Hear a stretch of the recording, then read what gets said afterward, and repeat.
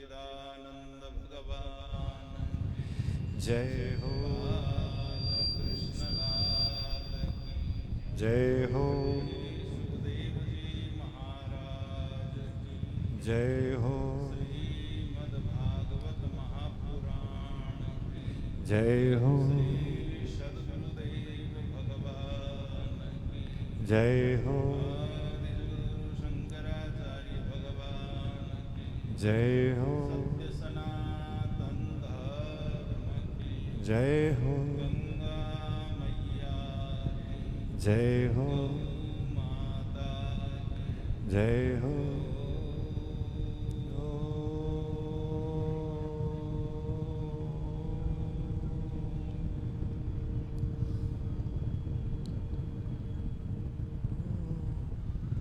नमः पार्वती पतये हर हर हर महादेव।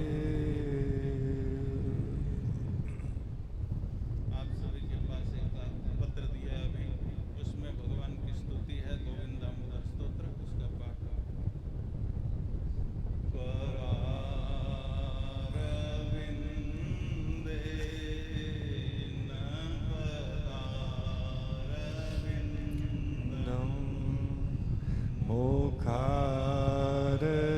मुखारविन्दे विनिवेशयन्तं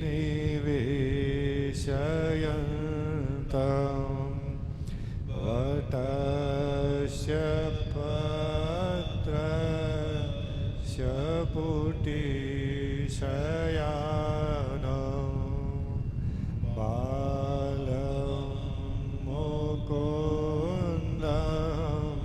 मनसा स्मरामि। श्रीकृष्ण गोविन्द हरे मुरारे, हे नाथ नारायण वासुदेव, जिह्वे पिबस्वामृतमेव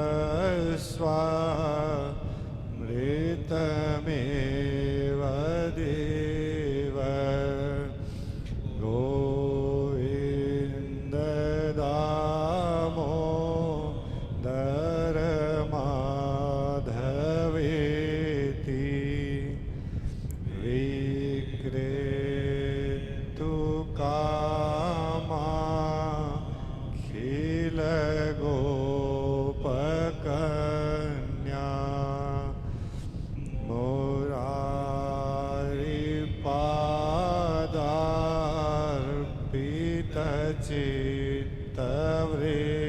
मुरारिपादार्पितचित्तवृत्तिः, दध्याधिकं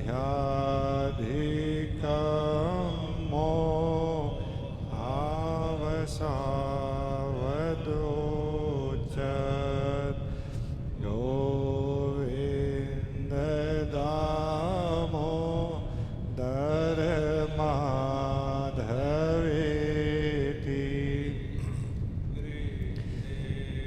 गृहे गोपवधूकदम्बा,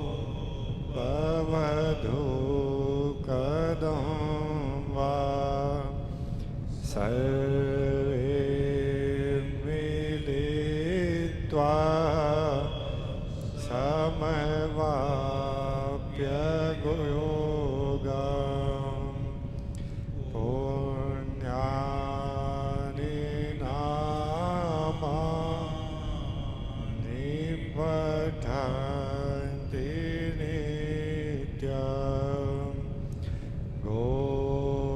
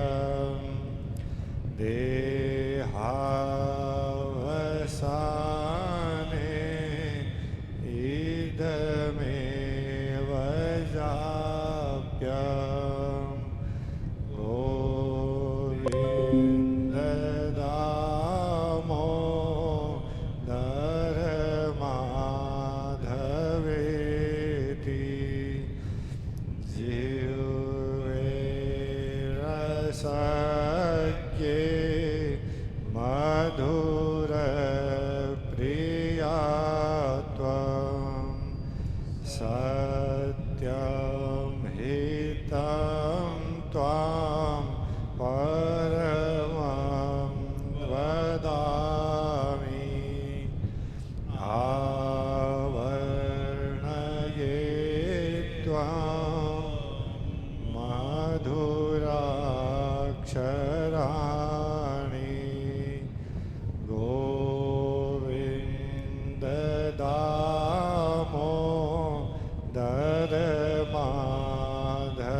माधवेशि त्वामेव याचे मन देहि जिह्वे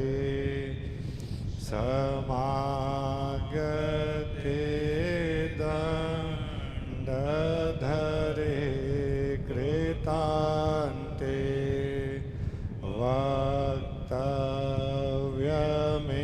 वक्तव्यमेवं मधुरं सुभक्त्या गोविन्द दामोदर माधवेति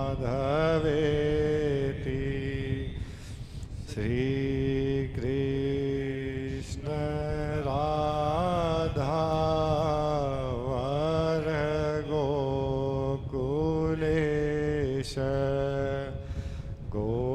गोपाल गोवर्धननाथ विष्णु जिह्वे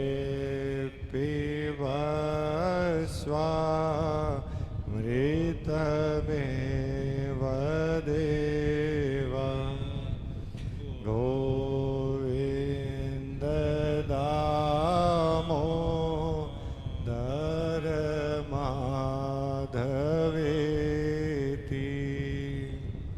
बोलिए श्री सच्चिदानंद भगवान जय हो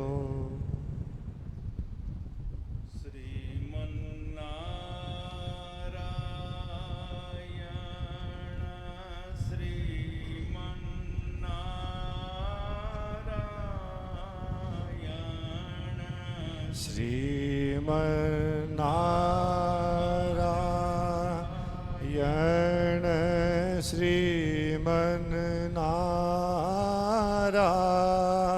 श्रीमन्नारायण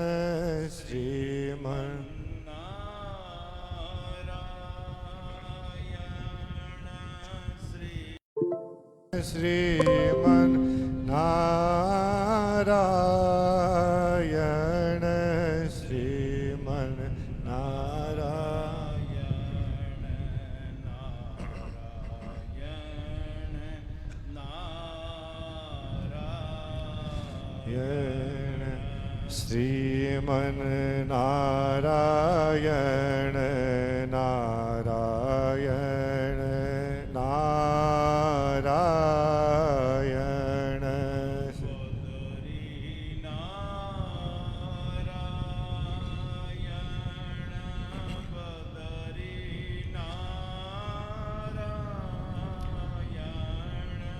बद्री नारायण बद्री नारायण बद्री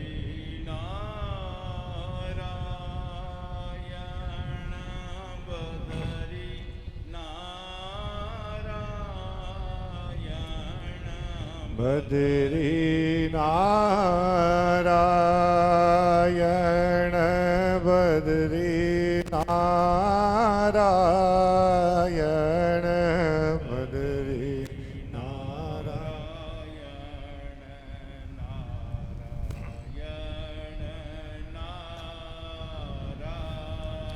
नारायण बद्री नारायण नारायण नारायण लक्ष्मी नारायण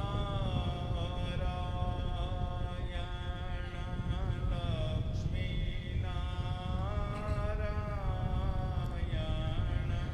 લક્ષ્મી નારાયણ લક્ષ્મી નારાયણ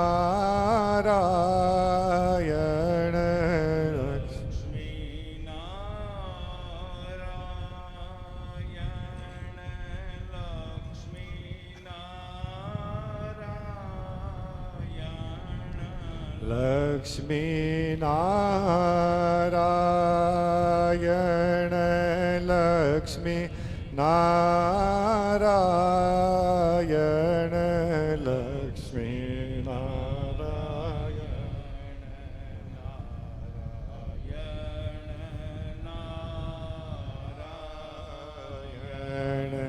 લક્ષ્મી નારાયણ નારાયણ નારાયણ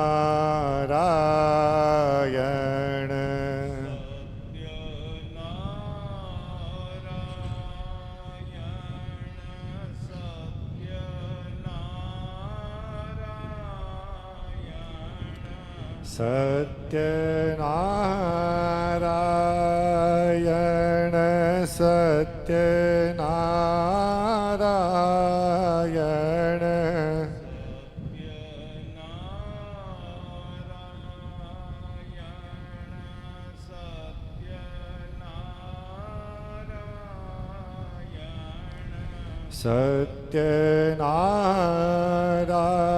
સત્યનારાયણ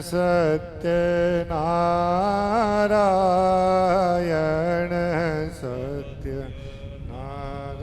સત્યનારાયણ નારાયણ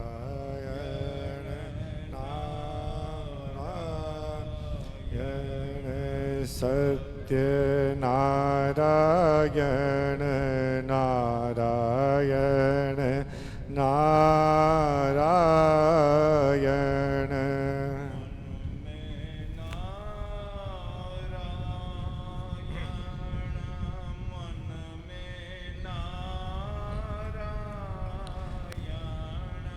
मन में नारायण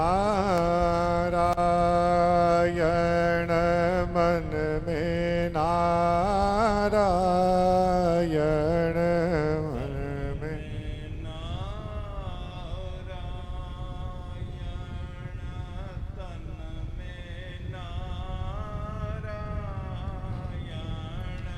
मन में नारायण तन में नारायण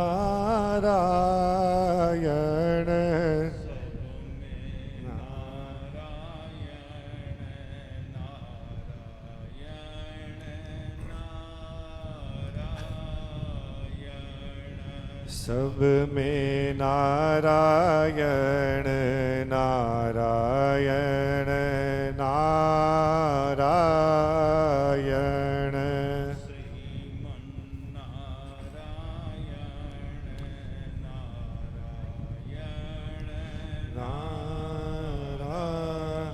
नारायण श्रीमन नारायण नारायण नारायण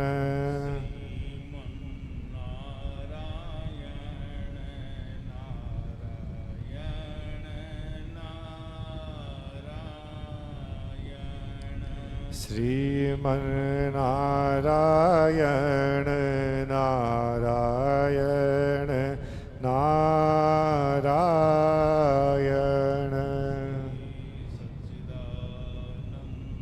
भगवान की जय हो।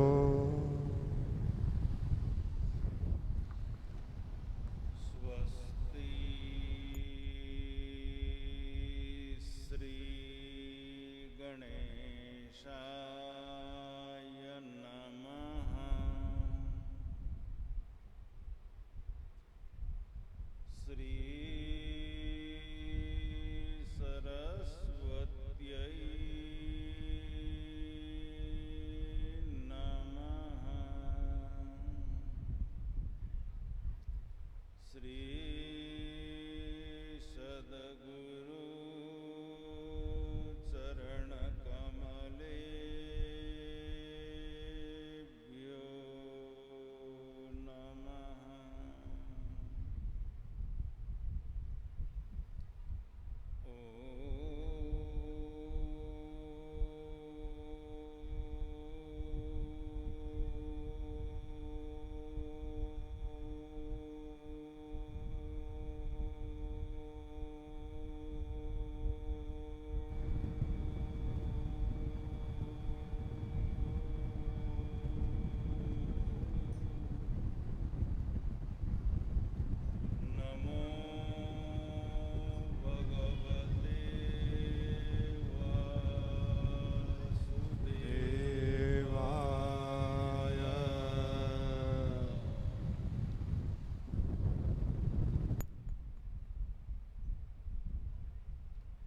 अनंत परमात्मा की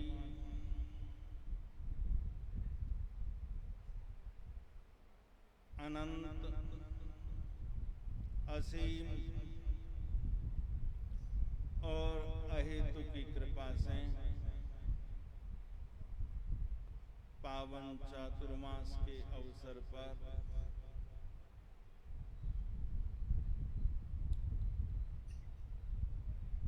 श्रीमद् भागवत महापुराण नवान्न पारायण ज्ञान यज्ञ को आज हम प्रारंभ करने जा रहे हैं।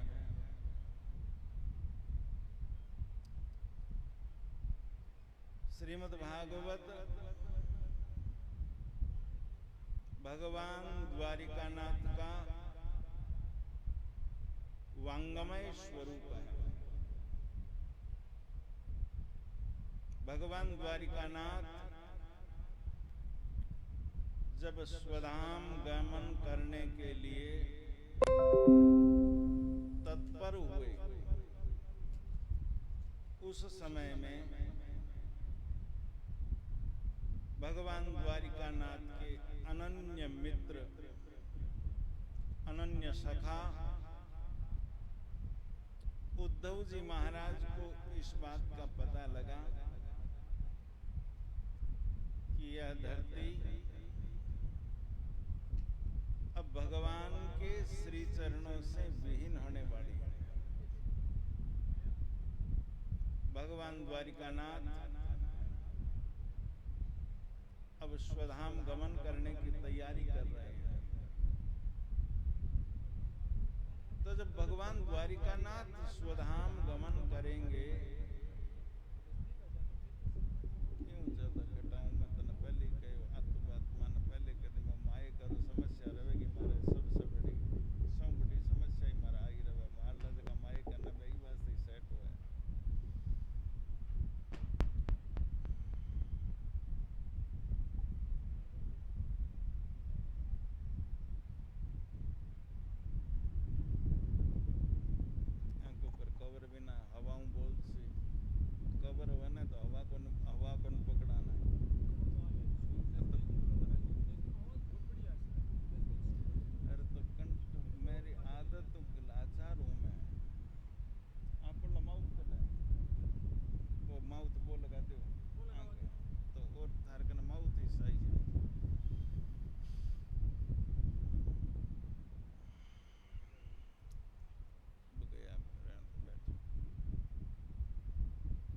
उद्धव जी महाराज को जब इस बात का पता लगा तो उद्धव जी महाराज भगवान द्वारिकानाथ से प्रार्थना करते हैं कि हे नाथ, सुनाई दे रहा है? बन पूछ मेरे के कोई बन तो कौन दे रहे, तो बन पूछ तो कहाँ दे रहे हो?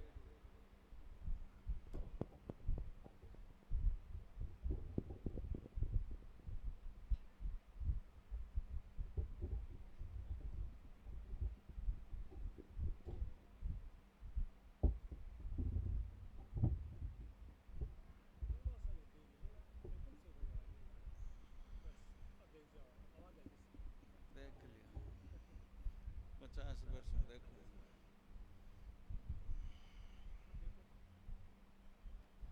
भगवान ने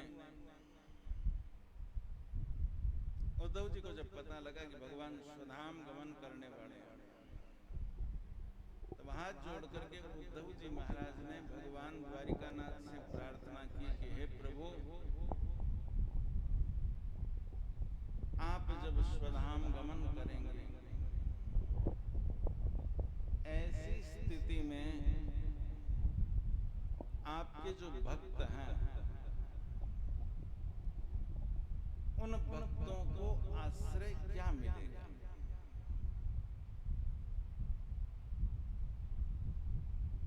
भक्त किसके सहारे रहेंगे? उद्धव जी की प्रार्थना पर भगवान द्वारिकानाथ ने श्रीमद् भागवत महापुराण में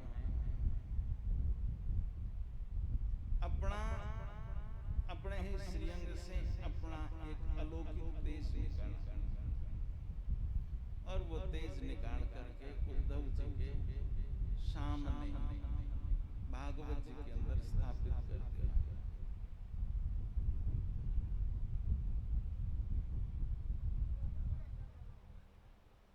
भागवत में जब वो तेज स्थापित किया, उसके बाद में भागवत भगवान द्वारिकानाथ का वांगमय स्वरूप हो जाता है। भागवत किसी पुस्तक का नाम नहीं है, और भागवत को जो पुस्तक मानता है वो अज्ञान के वशीभूत मानता है। भागवत किसी पुस्तक या किताब का नाम नहीं है। भागवत तो भगवान द्वारकानाथ के वांगमय स्वरूप का नाम भागवत है। तो आज हम भगवान के उस वांगमय स्वरूप का दर्शन करने के लिए, उस वांगमय स्वरूप को अपने अंतःकरण में धारण करने के लिए एकत्रित हुए हैं। आज परम उत्तम दिवस है। आज भगवान महागणपति की चतुर्थी तिथि है। आज ही के दिन गणपति महोत्सव भी साथ प्रारंभ हो रहा है। तो हम भागवत महापुराण में प्रारंभ करने से पूर्व भागवत के जो प्रधान श्रोता हैं, भगवान की कथा के सबसे बड़े श्रोता कौन है? हनुमान जी महाराज। हनुमान जी महाराज जहां जहां भगवत कथा होती है, जहां जहां भगवान का गुणानुवादन होता है, वहां हनुमान जी महाराज प्रत्यक्ष अप्रत्यक्ष परोक्ष अपरोक्ष रूप से आकर के भगवान के निर्मल चरित्र का रसास्वादन करते हैं। तो परम भागवत भक्त हम हनुमान जी महाराज का हम सब मिलकर के आह्वान कर रहे हैं कि हनुमान जी महाराज पधार करके हमारी इस कथा को परम आनंद की अनुभूति प्रदान करावे और निर्विघ्नता पूर्वक इस कथा को संपन्न करवावे। अपनी महती कृपा हमारे ऊपर प्रदान करे। आइए हनुमंत विराजिए, कथा कहूं मति अनुसार, प्रेम सहित गादी धरूं, पधारिए पवन कुमार। बोलिए हनुमान जी महाराज की जय।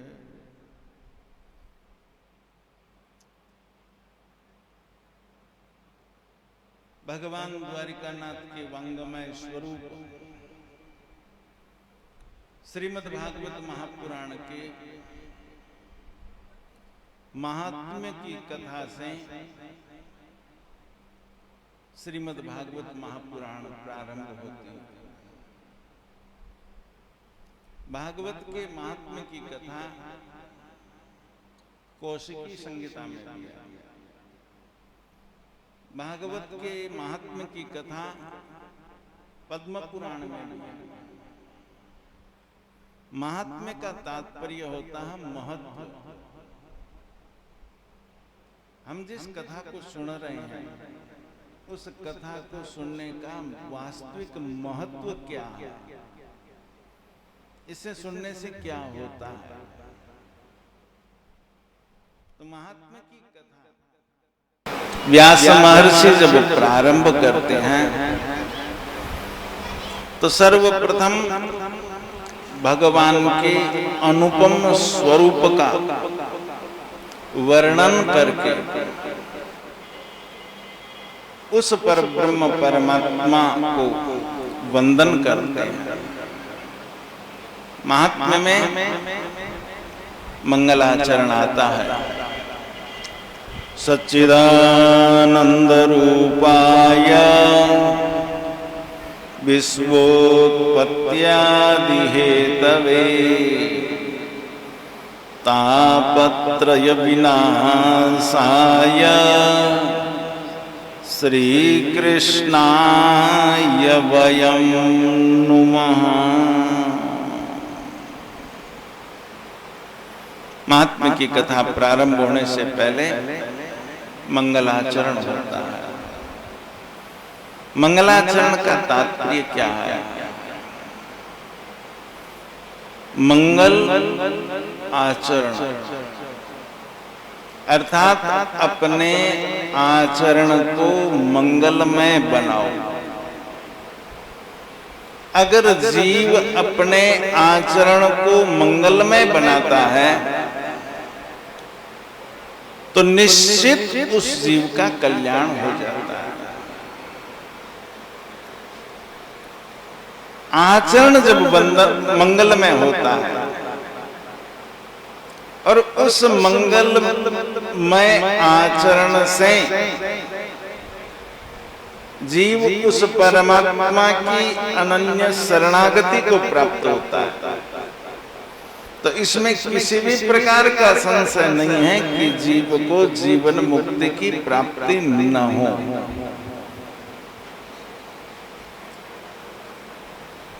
भागवत के मंगलाचरण में परमात्मा के 3 स्वरूपों का वर्णन किया गया है।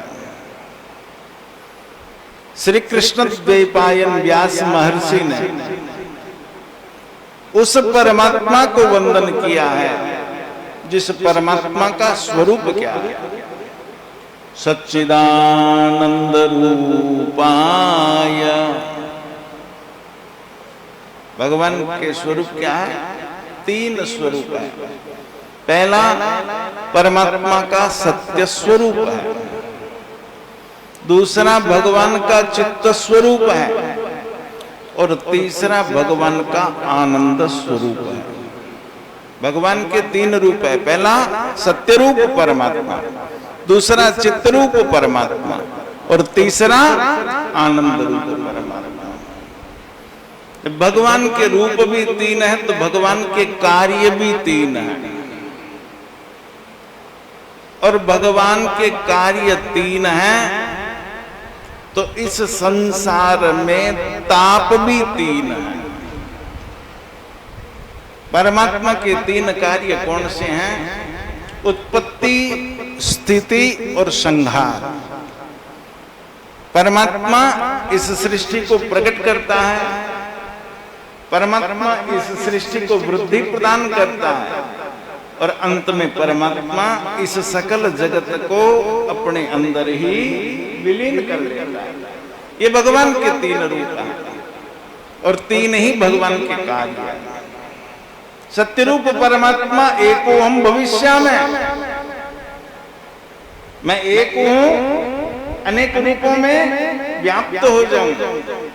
इस संकल्प के द्वारा सृष्टि का सृजन करता है। चित्तरूप परमात्मा इस सृजन को समुचित रूप से वृद्धि प्रदान करता है, पोषण करता है, सृष्टि को वृद्धि प्रदान करता है। और आनंद रूप परमात्मा पूर्णस्य पूर्णमादाय पूर्णमेवावशिष्यते, सकल जगत को अपने अंदर ही विलीन कर लेता है।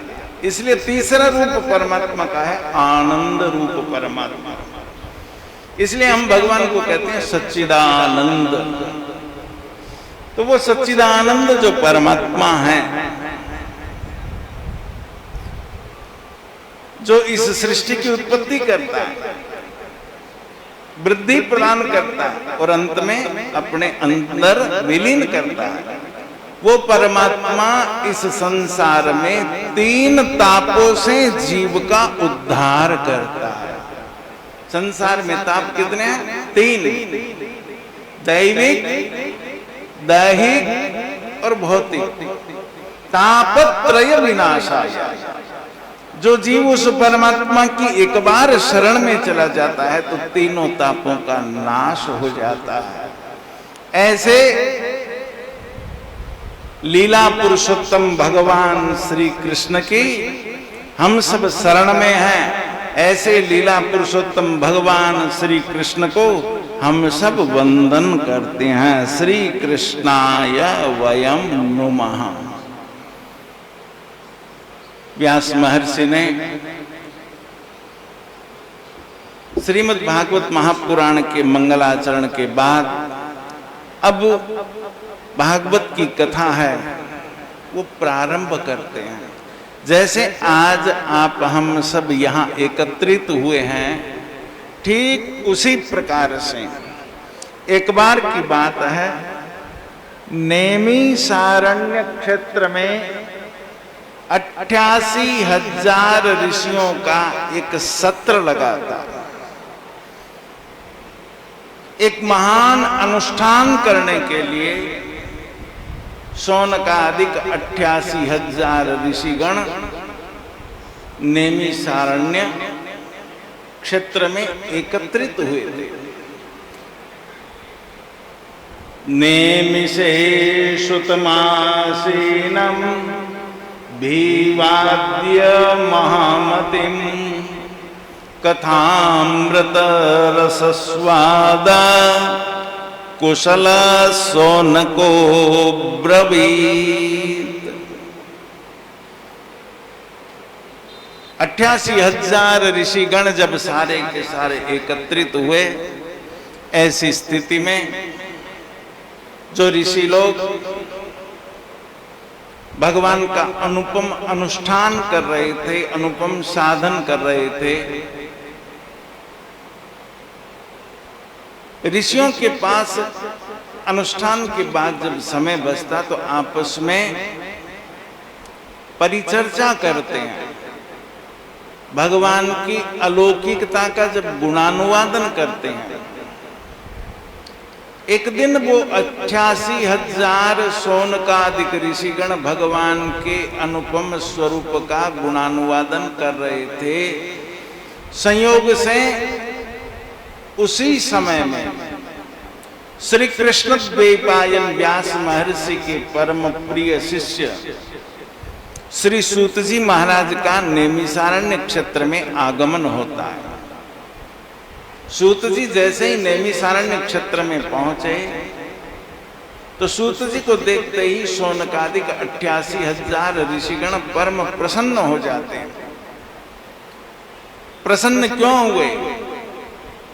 व्यास जी को ज्ञानावतार माना जाता है। भगवान के जो प्रधान 24 अवतार हैं उसमें व्यास महर्षि को ज्ञान अवतार माना जाता है। तो ज्ञानावतार व्यास जी के प्रिय शिष्य सूत जी जब आए तो शौनकादिक ऋषिगणों ने सूत जी का सम्मान किया। पाद्य अर्घ आचमन प्रदान करके सूत जी महाराज को श्रेष्ठ आसन पर बिठाया और श्रेष्ठ आसन के ऊपर बिठा करके सूत जी को शौनकादिक ऋषिगण कहते हैं कि हे मुनि, आज आप बहुत उत्तम समय में आए।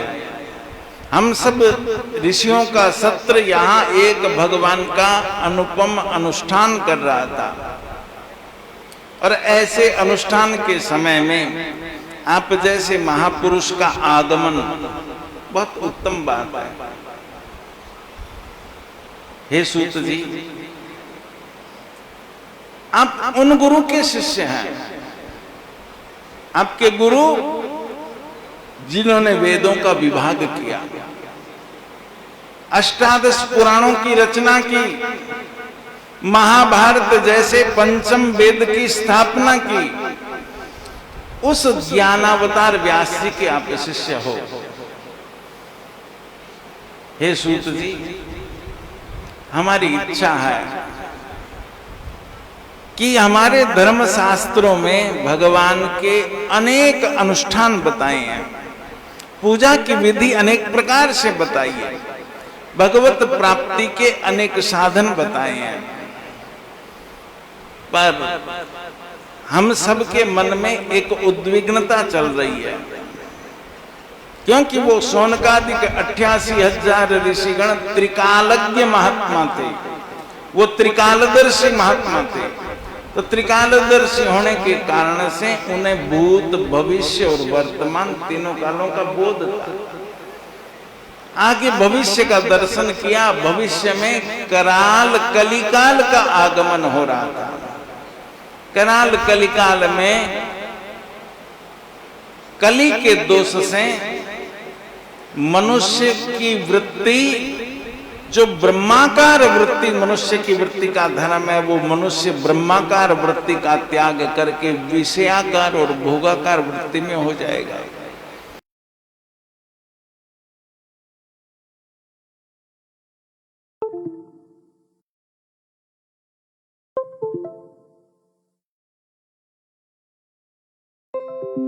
पवित्र हैं, जिन पवित्र तीर्थों में पापी पुरुष भी जाकर के पवित्रता को प्राप्त करता है, कली के दोष से वो तीर्थ भी दूषित हो जाएंगे।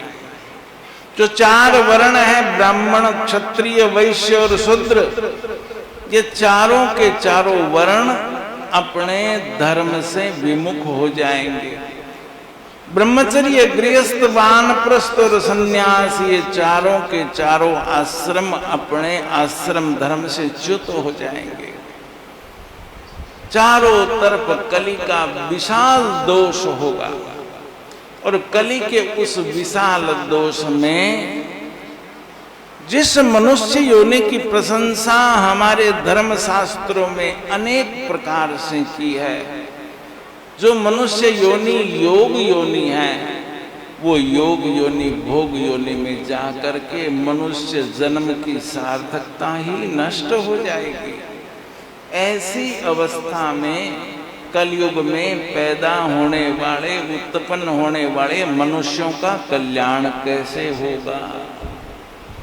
सूत जी, हम सब इसी भविष्य का दर्शन करके और समस्त ऋषिगण चिंतातुर हैं, पर आपका आगमन होने से हमारे को शांति मिली है। हे सूत जी, जिस प्रकार से एक सुपात्र पुत्र को प्राप्त करके पिता अपने हृदय की ग्रंथि है वो पुत्र के सामने खोल देता है, अपने मन की बात सपूत पुत्र को कहता है, ठीक उसी प्रकार से सतपात्र शिष्य को प्राप्त करके गुरु भी अपने गुह्यतम रहस्य वो बता देता है। आप सूत जी व्यास जी के परम प्रिय शिष्य हो, आप कोई ऐसा यत्न बताओ जिससे कली के दोष से जीव मुक्त हो जाए, और जिस मनुष्य योनि को योग योनि कहा जाता है उसकी सार्थकता हो जाए, कली के दोष से जीव मुक्त हो जाए।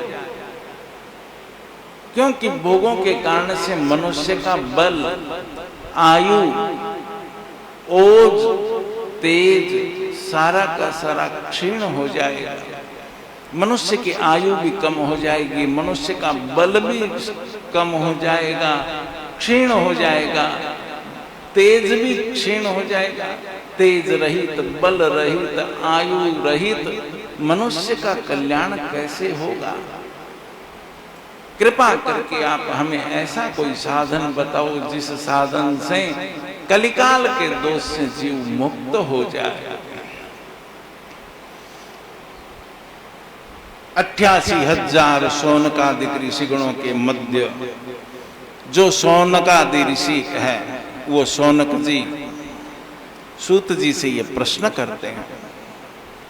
सूत जी महाराज शौनकादिक ऋषिगणों के प्रश्न को सुन करके शौनकादिक ऋषिगणों को कहते हैं कि हे शौनक जी, आपने यह जो प्रश्न किया है ये बहुत उत्तम प्रश्न है। इस प्रश्न से एक व्यक्ति का निजी स्वार्थ है वो सिद्ध नहीं होने वाला। इस प्रश्न से सकल जगत का कल्याण होगा। सकल जगत के कल्याण का जो आपने ये प्रश्न किया है, सबसे पहले मैं आपको साधुवाद देता हूं। साधुवाद देने के बाद में सूत जी महाराज शौनकादिक ऋषिगणों को कहते हैं कि हे शौनक जी, संसार में प्रमाण भी एक अपने प्रमाण है, वो अपने आप में एक बहुत विशिष्टता है। एक तो होता है लिखित प्रमाण, एक होता है प्रत्यक्ष प्रमाण, एक होता है अनुमान प्रमाण। तीन प्रकार के प्रमाण संसार में है। मैं आपको इन तीनों प्रमाणों में जो श्रेष्ठ प्रमाण है, प्रत्यक्ष प्रमाण, उस प्रत्यक्ष प्रमाण को आपके सन्मुख बताता हूं कि मनुष्य को न तो आयु, न बल, न ओज, न तेज, किसी की भी जरूरत नहीं है। ये सब न्यून से न्यून होने पर भी, कम से कम होने पर भी जीव का कल्याण हो सकता है। और मैंने अपने इन चरम चक्षुओं से राजा परीक्षित का कल्याण होते हुए मात्र 7 दिनों में देखा है कि जो ऋषि श्राप से राजा परीक्षित दग्ध था, उस राजा परीक्षित को, भाई ये बालकों को है ना, एक समझदार आदमी इन बालकों को बिठाओ। कथा में ये सब हाथ जोड़ के प्रार्थना है कि नहीं चलेगा,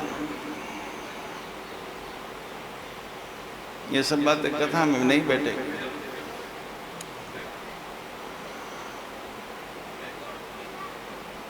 मैं जो आपको सुनाना चाहता हूं वो नहीं सुना पाऊंगा।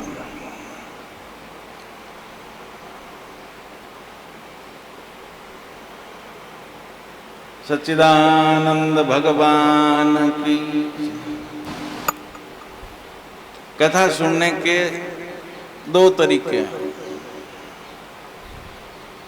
एक कथा तो ये है कि मैं पुस्तक खोलूंगा और धड़ाधड़ पढ़ दूंगा।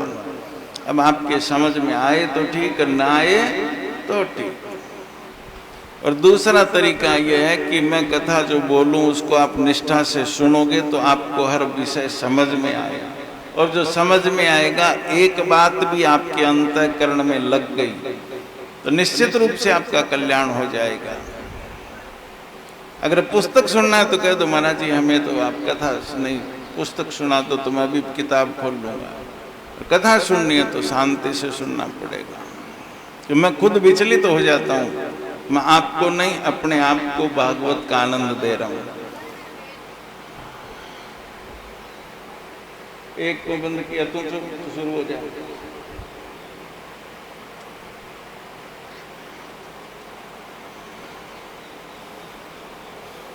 सच्चिदानंद भगवान की।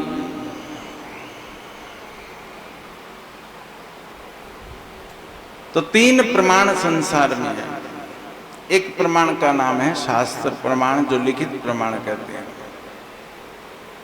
दूसरा है अनुमान प्रमाण, और तीसरा है प्रत्यक्ष प्रमाण।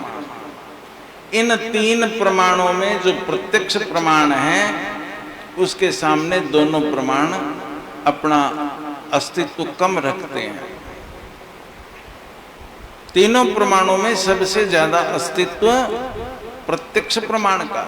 और मैं प्रत्यक्ष प्रमाण से उस विषय को मैंने देखा है कि ब्रह्म तेज से दग्ध, ऋषि श्राप से दग्ध राजा परीक्षित के पास मात्र 7 दिवस की आयु थी, और 7 दिवस की आयु, 7 दिवस में राजा परीक्षित को जीवन मुक्ति की प्राप्ति हो गई। राजा परीक्षित पवित्र हो गया, राजा परीक्षित का कल्याण हो गया। ये मैंने अपनी आंखों से देखा है। शौनकादिक ऋषिगणों को सूत जी महाराज ने ये बात कही तो कि ऐसा क्या है कि उस परम साधन का नाम है श्रीमद् भागवत महापुराण। परमहंस योगेश्वर महामुनि श्री सुखदेव जी महाराज ने राजा परीक्षित को श्रीमद् भागवत महापुराण के द्वारा ही अभयता प्रदान की थी और श्रीमद् भागवत महापुराण के द्वारा ही राजा परीक्षित का कल्याण किया था। भागवत का कल्याण, भागवत के द्वारा राजा परीक्षित का कल्याण हुआ। ये बात जब शौनकादिक ऋषिगणों ने सुनी तो शौनकादिक ऋषिगण श्री सूत जी महाराज से एक जिज्ञासा करते हैं कि महाराज क्षमा चाहते हैं, हम बीच में बोल रहे हैं। ये भागवत कोई प्राचीन ग्रंथ है या भागवत कोई अर्वाचीन ग्रंथ है? और इस ग्रंथ का वास्तविक महत्व क्या है? इस ग्रंथ की उपस्थिति इस धराधाम पर कैसे हुई? कृपा करके इस ग्रंथ का पूरा परिचय आप हमें बताओ। शौनकादिक ऋषिगणों ने भागवत का जब परिचय पूछा तो श्री सूत जी महाराज कहते हैं कि हे शौनकादिक ऋषिगणों, ये भागवत कोई अद्यतन अर्वाचीन ग्रंथ नहीं है। ये भागवत का सूर्योदय सृष्टि के प्रारंभ में सर्वप्रथम आदि नारायण शेष साई भगवान श्रीमन नारायण के श्रीमुख से इसका प्रादुर्भाव हुआ था। भगवान की आज्ञा से जब जगत पिता ब्रह्मा जी महाराज को सृष्टि करने का आदेश मिला और ब्रह्मा जी भगवान नारायण की नाभि कमल से उत्पन्न हुए, चारों तरफ देखते हैं ब्रह्मा जी, जल ही जल दिखाई दिया और कुछ दिखाई नहीं दिया। स्वयं कमल के पुष्प पर बैठे हैं। ब्रह्मा जी ने सोचा मैं कौन हूं, मैं कहां से आया हूं, ये सब क्या है? चारों तरफ पानी पानी। तो ब्रह्मा जी योग बल से उस कमल पुष्प पर जहां प्रकट हुए थे उस कमल दंड की नाल से भगवान के श्रीअंग में प्रवेश करते हैं। शेष साई आदिनारायण परमात्मा के शरीर में जब प्रवेश करते हैं तो वहां भगवान के श्रीअंग में अलौकिकता का दर्शन करते हैं। भगवान के शरीर के अंगों से ही यज्ञ की सामग्री एकत्रित करते हैं और यज्ञ की सामग्री एकत्रित करके भगवत कृपा से वो यज्ञ का अर्चन करते हैं।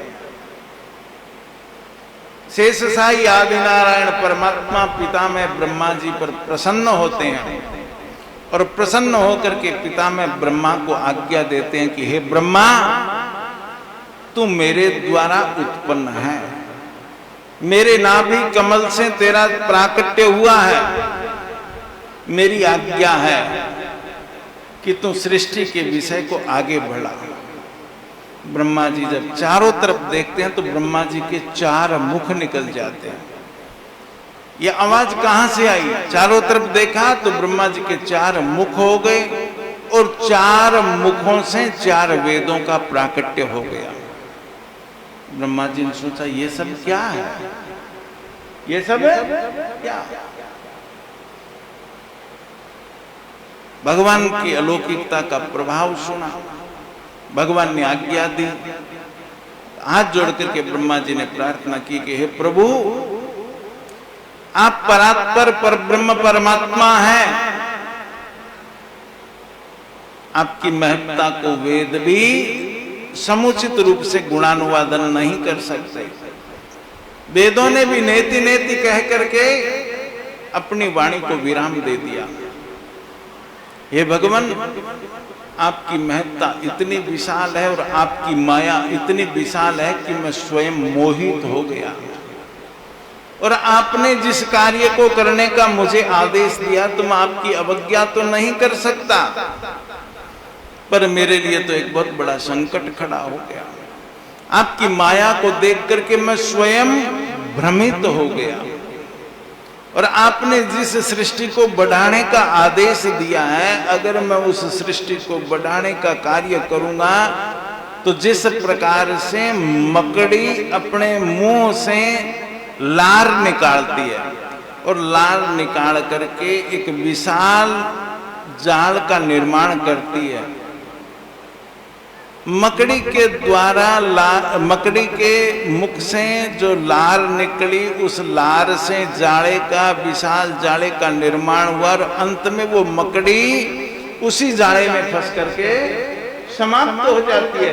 कहीं मेरी ये गति ना हो कि आपकी माया से मोहित होकर के और मैं अपने आप का नाश करता हूं। मुझे आपकी माया का भय लगता है। भगवान आदि नारायण परमात्मा की ये ब्रह्मा जी ने जब प्रार्थना की तो ब्रह्मा जी को भगवान आदि नारायण परमात्मा ने सृष्टि के प्रारंभ में सर्वप्रथम चतुश्लोकी भागवत का उपदेश किया था। 4 श्लोकों का उपदेश किया था। उस चतुश्लोकी भागवत को पितामह ब्रह्मा जी महाराज ने अपने अंतःकरण में धारण किया और उस अंतःकरण में धारण करके इस सृष्टि का सृजन किया। तो इस भागवत भगवान का प्राकट्य स्वयं आदि नारायण परमात्मा से हुआ है। और वही ब्रह्मा जी एक दिन ध्यानावस्था में बैठे थे। उन्हीं 4 श्लोकों से आदि नारायण परमात्मा का ध्यान कर रहे थे। तो पितामह ब्रह्मा जी के पुत्र सनक, सनंदन, सनातन और सनत कुमार, चारों के चारों कुमार पितामह ब्रह्मा जी के पास आते हैं सत्यलोक में। देखा पिताजी आंख बंद करके ध्यान कर रहे हैं, आनंद में झूम रहे हैं। ब्रह्मा जी की ध्यानावस्था को देख करके सनत कुमारों ने प्रश्न किया। पहले तो वंदन किया। वंदन करने के बाद में सनत कुमारों ने कहा कि हे पिताजी, आपके द्वारा इस सृष्टि का सृजन हुआ है। इस सृष्टि को बनाने वाले आप हैं और आप जगत गुरु हैं, क्योंकि सृष्टि का निर्माण आपसे हुआ, इसलिए आप जगत गुरु हैं। हमने तो आपको ही सर्वे सर्वा माना, पर आज आपको देखा कि आप स्वयं आंख बंद करके किसी का ध्यान कर रहे हैं। आपको ध्यान करने की आवश्यकता कहां? आप किसका ध्यान कर रहे हैं? हमारे मन में संशय है। सनक, सनंदन, सनातन और सनत कुमारों ने पितामह ब्रह्मा जी से जब ये प्रश्न किया तो ब्रह्मा जी महाराज ने हाथ जोड़ करके भगवान को वंदन करके कहा कि हे सनत कुमारो, मैं उस शेष साई आदि नारायण परमात्मा का ध्यान करता हूं जो आदि नारायण परमात्मा जिनके संकल्प से निराकार से साकार रूपता का प्राकट्य हुआ, जिनके संकल्प से एक से अनेक होने की कामना के द्वारा उस परमात्मा से मेरा प्राकट्य हुआ। और आज जिस सृष्टि की उत्पत्ति हो रही है या हुई है, उस सृष्टि को प्रकट करने में मेरा अपना कुछ भी नहीं है। वो सत्ता तो आदि नारायण भगवान की है। मैं तो उस भगवान की सत्ता में भगवान की आज्ञा का पालन कर रहा हूं, और भगवत आज्ञा का पालन करने से उस भगवान की ही कृपा से दुनिया मुझे जगत गुरु मानती है, मुझे जगत पिता मानती है। ये मेरा अपना कुछ भी नहीं है, ये सब भगवान की ही कृपा है। मैं उस शेष साई आदि नारायण परमात्मा का ध्यान करता हूं, जिन परमात्मा ने मेरे ऊपर बड़ी महती कृपा की। सृष्टि के प्रारंभ में जिस परमात्मा ने मुझे चतुश्लोकी भागवत का उपदेश किया, उन्हें चतुश्लोकी भागवत का मैं चिंतन कर रहा हूं। सनत कुमारों ने कहा पिताजी, हमारी चाहना है हमें भी वो चतुश्लोकी भागवत सुननी। पितामह ब्रह्मा जी ने सनक, सनंदन, सनातन और सनत कुमारों को चतुश्लोकी भागवत का उपदेश किया। श्री सूत जी महाराज शौनक आदि ऋषिगणों को वर्णन करते हैं कि हे शौनक जी, सनक सनंदन सनातन और सनत कुमार उस चतुश्लोकी भागवत को अंतःकरण में धारण करके बद्रिकाश्रम क्षेत्र में विचरण कर रहे थे, तो व्यग्रचित नादेव ऋषि नारद जी महाराज को उन्हीं सनत कुमारों ने इस चतुश्लोकी भागवत का उपदेश किया। और देव ऋषि नारद जी महाराज का जो संकल्प था उस संकल्प को सार्थक किया। देव ऋषि नारद जी महाराज के मन की व्यग्रता थी, उस व्यग्रता को शांत किया। सूत जी महाराज शौनकादिक ऋषिगणों को इस प्रकार से भागवत भगवान के प्राकट्य का जब वर्णन कर रहे थे, तो सनत कुमारों के मन में वापस शौनकादिक ऋषिगणों के मन में वापस एक संशय उत्पन्न हो गया। शौनकादिक ऋषिगणों ने पुनः सूत जी को वंदन करके कहा, महाराज एक शंका फिर हो गई। क्या? अरे नारद जी महाराज को इतना समय कहाँ कि नारद जी महाराज इतने लंबे समय बैठ करके और भागवत भगवान का श्रवण किया, और नारद जी को ऐसी स्थिति कहाँ पैदा होती है? नारद जी तो जहां जाते हैं वहां व्यग्रता को उत्पन्न करते हैं। नारद जी के अंतःकरण में व्यग्रता आ गई। नारद जी की व्यग्रता आना तो हमारे समझ की बात नहीं। हाँ, नारद जी जहां जाते हैं वहां व्यग्रता उत्पन्न कर देते हैं।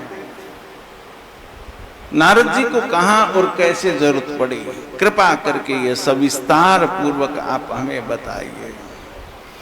शौनकादिक ऋषि गणों की शंका का समाधान करते हुए श्री सूत जी महाराज वर्णन करते हैं कि हे शौनक जी, ये भागवत कथा कोई साधारण कथा नहीं है।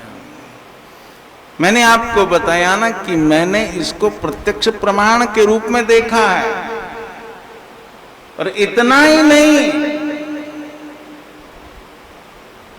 आपको ये शंका तो मैं बताऊंगा, पर इससे बड़ी बात एक और बताऊं कि जब राजा परीक्षित को परमहंस योगी श्री सुखदेव जी महाराज श्रीमद् भागवत महापुराण का रसास्वादन कराने के लिए तत्पर हुए, तो उस समय तो मैंने एक और ही बड़ी विचित्र घटना देखी।